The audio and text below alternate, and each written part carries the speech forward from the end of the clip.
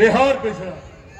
ये सवाल हम लोग को अपने से पूछने की जरूरत है कि बिहार कब तक पिछड़ा रहेगा और क्या कारण है और कौन लोग जिम्मेदार है जिनकी वजह से आज तक बिहार एक विकसित राज्य नहीं बन पाया।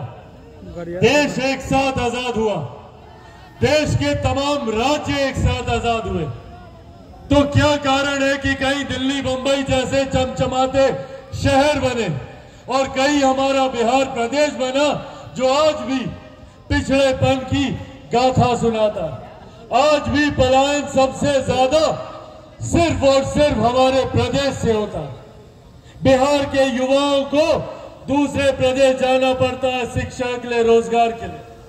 यहाँ भारी संख्या में महिलाएं मौजूद हैं। बताइए चाची, बच्चा लोग जाता है ना दूसरा प्रदेश, जाता है कि नहीं? शिक्षा के लिए जाएगा, रोजगार के लिए जाएगा। और अफसोस की बात यह कि उस प्रदेश में जाकर वहां पर उसे अपमानित किया जाता है। बिहारी युवाओं पर लाठियां चलाई जाती हैं और तो और इस बिहारी शब्द तक को गाली बनाने का काम किया गया है। आज दूसरे प्रदेशों में जब हमारे बच्चे जाते हैं तो उन्हें ए बिहारी कहकर उन्हें गाली दी जाती है। ये बिहारी शब्द जो हमारी पहचान है, हमारा स्वाभिमान है, हमारा अभिमान है, इस शब्द को गाली बनाने का काम किसने किया, ये जवाबदेही तय करने का समय। क्यों जरूरत पड़ती है आज भी हमारी महिलाओं को, बुजुर्गों को दिल्ली में जाते एम्स के सामने लाइन लगाकर खड़े रहते हैं डॉक्टर से मुलाकात करने के लिए? क्यों ये व्यवस्था हमारे बिहार प्रदेश में नहीं होती? क्यों बिहार में बेहतर अस्पताल नहीं खुलते? पर बिहार में भैया अस्पताल तब बेहतर खोलेंगे जब बिहार के नेता अपना इलाज बिहार में कराएंगे। जितने पूर्व मुख्यमंत्री हैं वो देश विदेश जाएंगे अपना इलाज कराने, और तो और मेरे खुद के मुख्यमंत्री आदरणीय नीतीश कुमार जी मोतियाबिंद का ऑपरेशन कराने 1000 किलोमीटर की चार्टर फ्लाइट लेकर दिल्ली जाते हैं मोतियाबिंद का ऑपरेशन कराने। क्यों? क्योंकि मुख्यमंत्री डरते हैं। उन्हें पता है भैया कि अगर बिहार में उन्होंने मोतियाबिंद का ऑपरेशन कराया तो संभवतः उनको अपनी आंखें निकलवानी पड़ेगी। याद है ना, इसी मुजफ्फरपुर की घटना है वो। याद है किस तरीके से 1 दर्जन से ज्यादा लोगों की आंखें निकालनी पड़ी। क्यों? क्योंकि वो मोतियाबिंद का ऑपरेशन कराने गए। ऑपरेशन कराना था बाईं आंख में, कर दिया गया दाईं आंख में। ऐसी हालत कर दी गई कि उनको अपनी आंखें तक निकलवानी पड़ी। ये है बिहार की स्वास्थ्य व्यवस्था और हम लोग दशकों से देखते आ रहे हैं।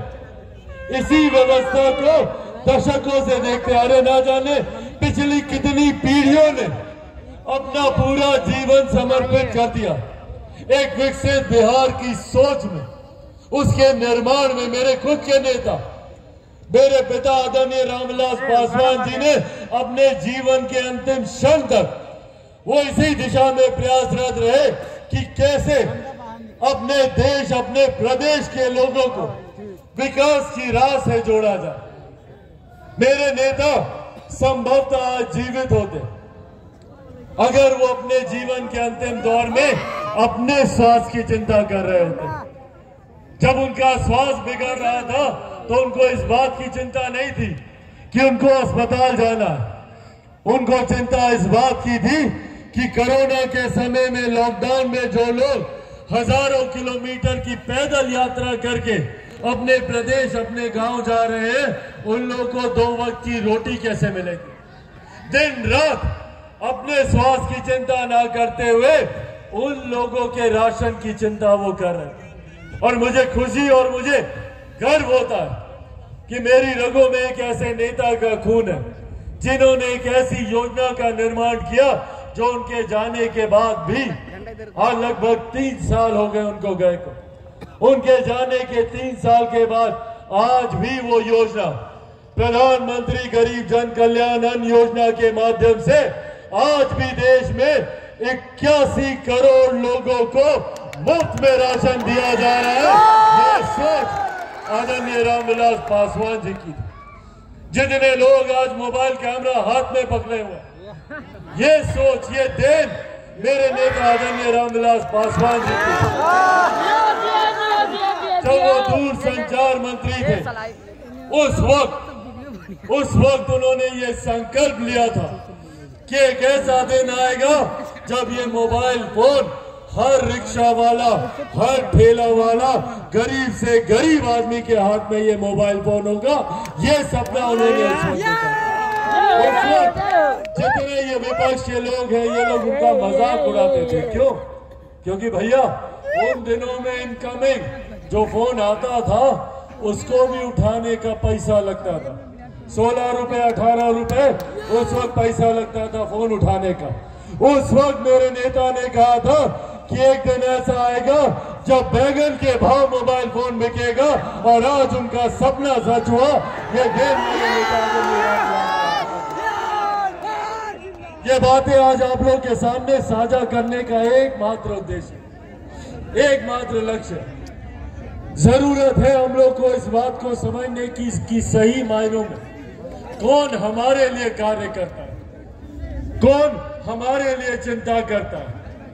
ये पहचान करना हम लोग को जरूरी है कि कौन लोग सिर्फ जात पात धर्म मजहब की राजनीति में हम लोग को उलझाकर अपनी राजनीतिक रोटियां सेकने का प्रयास करते हैं, और कौन लोग सही मायनों में दिल से हम लोगों को आगे बढ़ाने की बात करते हैं, बिहार को फर्स्ट बनाने की बात करते हैं, बिहारियों को फर्स्ट बनाने की बात करते हैं। ये सोच हम लोगों को अपने अंदर लाने की जरूरत है।